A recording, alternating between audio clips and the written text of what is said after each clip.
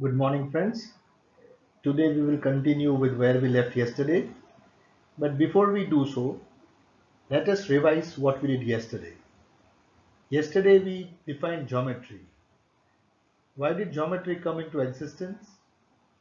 Geometry appears to have originated from the need for measuring length. If you remember, the words geo means earth and metrins means to measure. So geometry was born because people wanted to measure length. Now this branch of mathematics was studied in various forms in every ancient civilization. Do you remember we did it yesterday?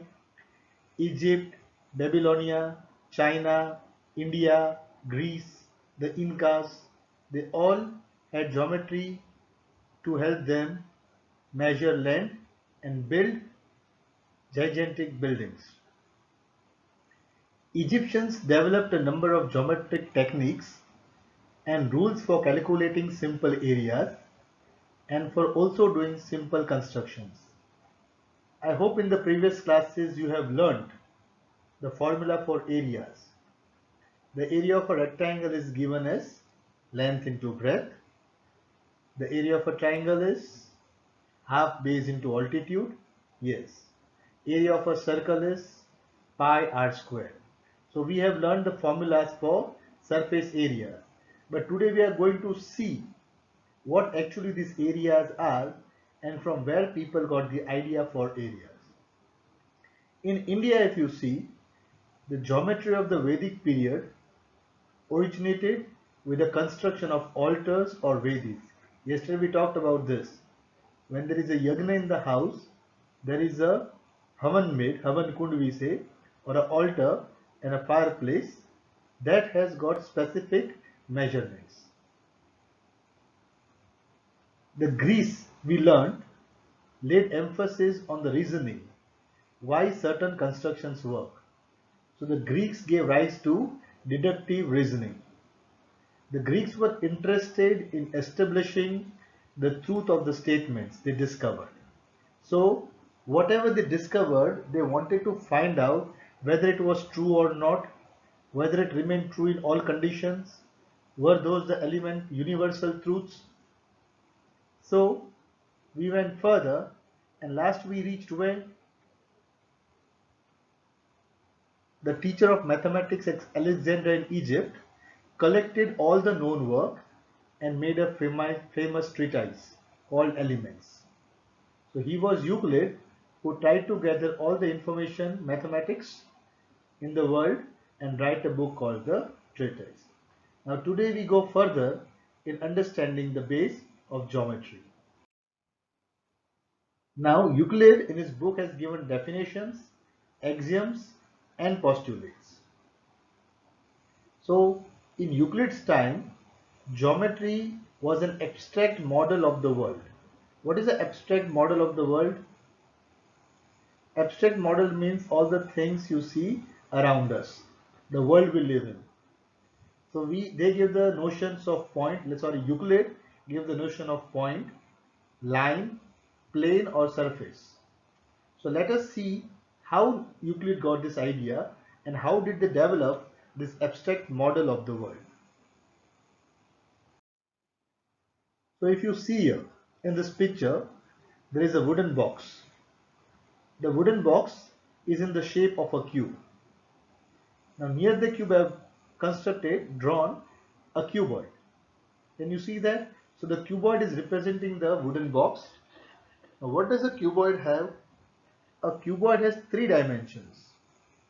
The length, the breadth and the height. Yes, it has three dimensions, the length, the breadth and the height. It has got six sides. Can you observe this? I have colored two of them in blue. They are the sides of the cuboid. So the six sides are the surfaces of the cuboid. So they bind the cuboid. If you can see, the six surfaces together make the cuboid. So now because of these surfaces, there are two parts called the inside of the cuboid and the outside of the cuboid. So the six surfaces bind the cuboid. Now if you look at this surface, the top surface, it has got only two dimensions. the length and the breadth. So a cuboid had three dimensions, the length, the breadth and the height, but the surface area which binds the cuboid has two dimensions, the length and the breadth. Now what binds the surface? If you can see, the surface has got four lines or edges. 1, 2, 3 and 4. So the surface has got four lines or edges. So we can say the four lines binds the surface. So the surface has got two dimensions, length and a breadth. Now what is a line? A line is a breadthless length. It has got only one dimension, that is length. And where do these lines truncate? Where do they end? They end at a point. The red dots indicate points, but they are not points, remember. They are representation of a point. The red dot actually has infinite points in it. So this is the idea of the real world. So if you see any object in the real world, it has three dimensions: the length, the breadth and the height. The surface of the cuboid, the surface of a three-dimensional object has an area, surface, which is two dimensions, length and breadth. The area has got four edges, each given by a line called the length, and they terminate at a point which has got no dimension. So now I will represent to you the objects in the real world. So you can see here, this is a three-dimensional object having a length, breadth and height. To understand the three-dimensional object, we study the surfaces. The surface has got two dimensions, the length and the breadth. Can you see the length and the breadth? To study the surface, we need to study the edge or the line. So the line has got one dimension, that is only length. And what is the line made up of? Infinite points. The two red dots are the endpoints of a line segment, but a line has got infinite points. So to study a line, we need to study a point. So the real world, to study the real world, dimensions were given. The dimension of length, breadth and height. So if you see, the length is a line having a length, the breadth is a line having a length, the height is a line having a length. But then the length and the breadth together give us a area, and the areas, they bind a three-dimensional volume. So this is the basis of geometry which we have to now study backward. We have to understand what a point is with zero dimensions, what a line is, and a line gives rise to what? Further, a ray and a line segment. Then the lines, they form a surface area. Now one more thing to see here, very important, is when the lines intersect, they make an angle. But here if you see, every angle is 90 degree. It is not necessary that every angle be 90 degree, which we will see further. Here also each angle is 90 degree, if you can observe. But now we'll see further shapes, so you get a better idea. Now we have again brought the pictures here. The solid has shape, size, position, and can be moved from one place to another. So if you see this box, it has got a shape, a size, and it has got a position. It is placed here. I can carry it from here and put it some other place also. So when I carry the box, then I'm moving it from one place to another. Now the box has got boundary, call it surfaces. They separate one part of space from another, and they have no thickness. So if I show the surface area, this surface area, what does it do?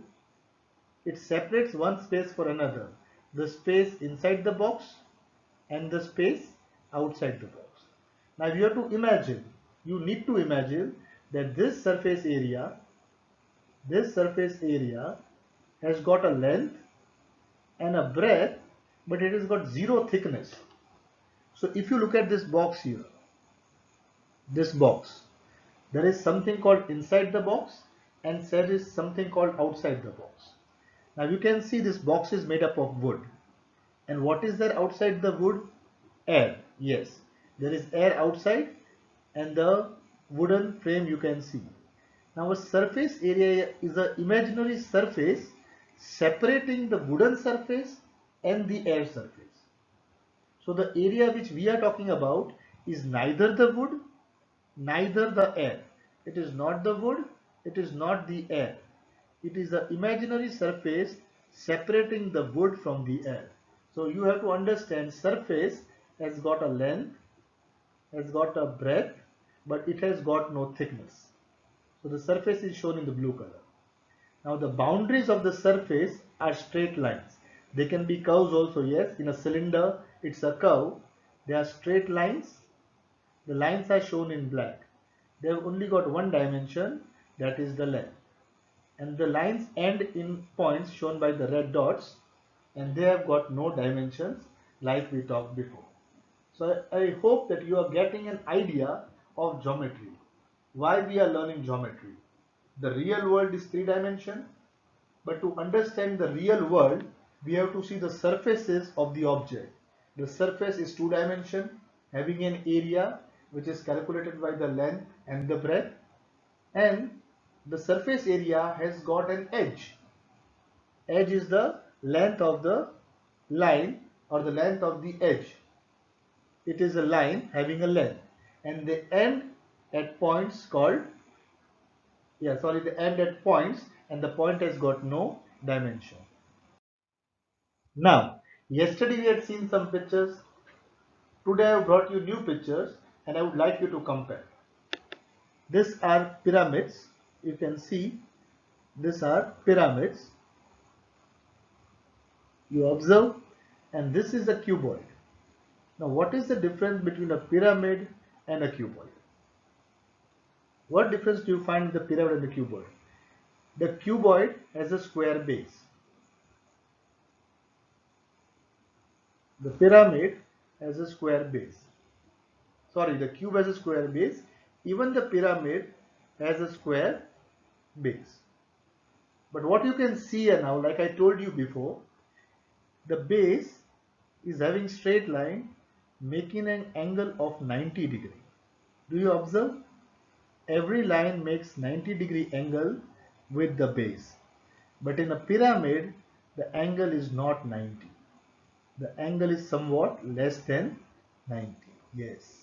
The angle made with the base is not 90, it is less than 90. So here we are going into the concept of angles. So when you want to make a pyramid, you cannot have an angle of 90 with the base. The angle has to be less than 90. When the angle is 90, what do you can see? The base is square and even the top is square. But in a pyramid, the top is now a point. It is not a square, it is a point. So the lines from the square base have merged to form a point. So what you can see here, this square base has got four perpendicular lines. 3 and 4. But the pyramid has a base, but it doesn't have perpendicular lines. They do not make an angle of 90 degree. So when they come up, they all join into a point. So that is how the constructions are made, and this is how geometry helps in construction. So depending upon the shape that you want to construct, you will have to see the geometrical cues. So this is how you can see the pyramids now. This pyramid are moving at a point, while this pyramid is a truncated pyramid. We did yesterday what is a truncated pyramid. It has got a surface on the top. It doesn't reach a point like this. It has got a surface on the top. So now we move to the geometrical concept. What is a point? A point is that which has no part. It is the smallest part you can say, but it is not a part at all. A point has got no dimensions. So we draw a dot to represent a point, but remember the dot is not a point. the dot is made up of many different points. So the first concept is a point. A point is that which has no path. From the points, infinite points make up a line. So what is a line? A line is a breadthless length. The end of line are points shown by the red dot.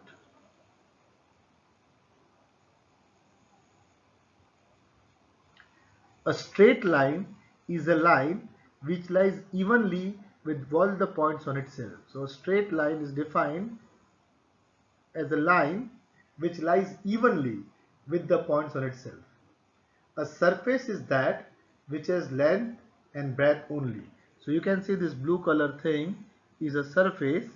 It has only got length and breadth. The edges of a surface are lines. The edges of the surface are lines. A plane surface is a surface which lies evenly with the straight lines on itself. So what is this saying? On a plane surface, you can make many lines. You can make infinite lines on a plane surface. You can make many infinite lines on a plane surface. A plane surface is a surface which lies evenly with the straight lines on itself. So if you look around the room you are sitting, the room has got 6 sides: the length, the breadth and the height. So you have got a floor and a ceiling and 4 walls. If you look at just one wall, the wall has got a surface with only the length and the breadth. If you look at the side of the wall where 2 walls meet, it gives you a line. And the top of the ceiling and the bottom are the points where the line ends. Now, starting with its definitions, Euclid assumes certain properties. So this is a very important point. To start with the geometry, Euclid had to assume something. Everything cannot be proved, so there were some assumptions made which were not proved. So Euclid also made some assumptions. These assumptions are actually obvious universal truths, means you can observe them, you can verify them, but you cannot prove them. Now Euclid divided these truths into axioms and postulates. What is postulate? Postulates are the assumptions that were made only for geometry, while axioms are postulates which were general or made for mathematics or general truths. So remember this, axioms remain truth for mathematics, all the subjects, even the general truths, and postulates are the assumptions which are specified for geometry. Now, these are the axioms. So what are axioms? They are general truths. Things which are equal to the same thing are equal to one another. So if you take 3 pieces of bread, you know what is bread? Yes. If you take 3 slices of bread from a packet, if you compare the first two, and the first is equal to the second, and you compare the next two, the second is equal to the third, then you can very fairly assume that the first slice and the third slice will be equal. Do you follow? You can take any shapes you want. I give the example of 3 slices of bread from a packet. When you compare the first slice and the second, you find they both are equal in their area, they coincide. Then you compare the second with the third. If the first is equal to the second and the second is equal to the third, you can fairly assume that the first is equal to the third. Second, if equals are added to equals, the wholes are equal. What example should we take? Suppose we have 1 kg sugar, we have got 2 piles of 1 kg sugar. So they both are equal. If I add 1 more kg to both the piles, 1 kg to the first pile and 1 kg to the second pile, still both the piles will remain equal because both are now 2 kgs. The third one says the same thing. If equals are removed from equals, the remainder will be equal. The fourth one coincides with our bread example. When you put one thing over the other and it coincides, then they will be equal. For example, look at your hands, your right hand and your left hand. Now place them together. If you find your fingers and your thumbs coincide and your palm coincide, then your hands are equal to each other. The next general truth, if you take two things which are equal, and double them both, they still will remain equal. And the seventh one, making a half. If you take two slices of bread which both are equal, cut each slice into half and the half of each slice will be equal also. So these general axioms are now shown here. Look at axiom number 4. Powers or roots of equals are equal. So what does it say? If x square is equal to 9, x square is the square of x, we have got equal to 9. Now if these two numbers are equal, then x is equal to 3. Because if the powers are equal, then the roots are also equal. So these axioms we use in mathematics, for general mathematics, for algebra, for arithmetic, for geometry, for trigonometry and so on. We can use it for everything, even statistics. But now we'll go to the postulates. And the postulates are only specific to geometry. So remember, axioms are general truths. They are for every branch of mathematics, but postulates are specifically for geometry. So you can read these axioms, and what you can do for some homework is all these 7 axioms, you can give 2 examples of each. So we do have a WhatsApp group. So what you can do is axiom 1 to 7, you can write down 2 examples of each and post it in the group. Okay. Now these are the geometric axioms. Geometric axioms are also like postulates. These are the postulates, but we have called them geometric axioms. Axioms are general truth. Geometric axioms are postulates only for geometry. What does the first one say? Through or connecting two given points, only one straight line can be drawn. Can you try it out? Can you verify? If you got a pencil and book in your hand, draw 2 points on the paper. Now taking a scale, draw a line passing through both the points. What do you observe? Yes, you will observe that only one line can pass through 2 given points. So this is a universal truth and we have nothing to prove here. So we accept it as an axiom or as a postulate. The next one says a geometric figure may be freely moved in space without any change in form or size. Okay, this is for mathematics. If you got a 1 rupee coin, you place it on the table, you place it on your bed, you place it inside the book. The geometric figure can be moved away freely in space, but it does not change in form or size. Okay. Axiom 3.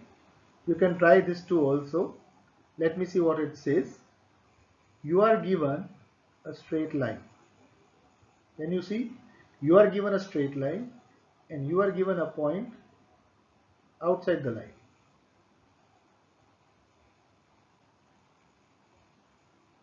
Can you see this point? You are given a point outside the line. So you are given a straight line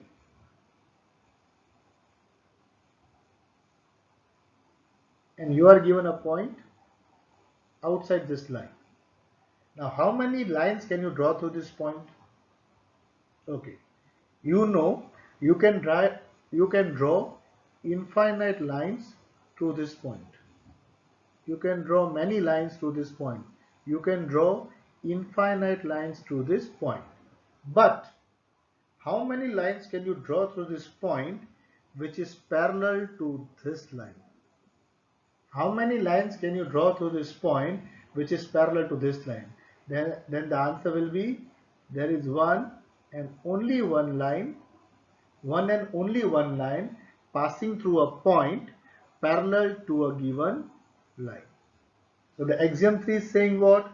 Through a given point outside a straight line, one straight line and only one, not more than one, can be drawn parallel to the given line. So this is also a geometrical postulate.